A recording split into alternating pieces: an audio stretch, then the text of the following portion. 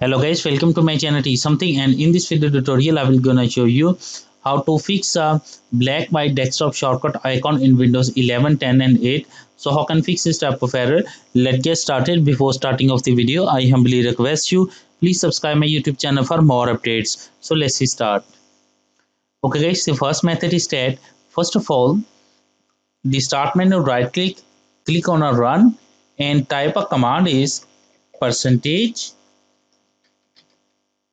local app data and percentage.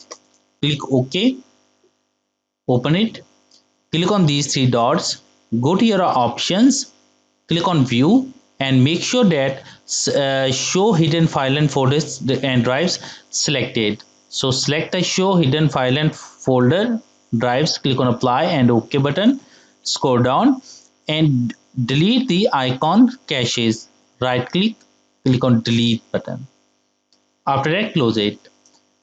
After that, restart your computer, and I'm sure that after restarting your computer your problem is fixed. But if your problem is still, then you can try a second method.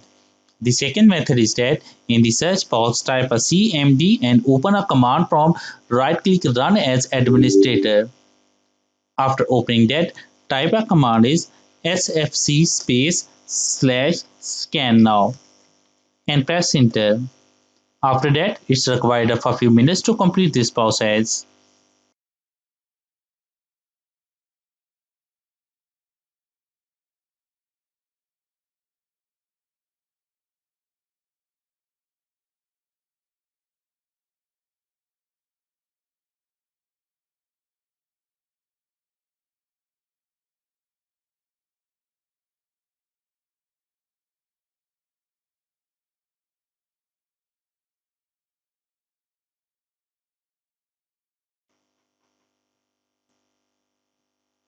And restart your computer.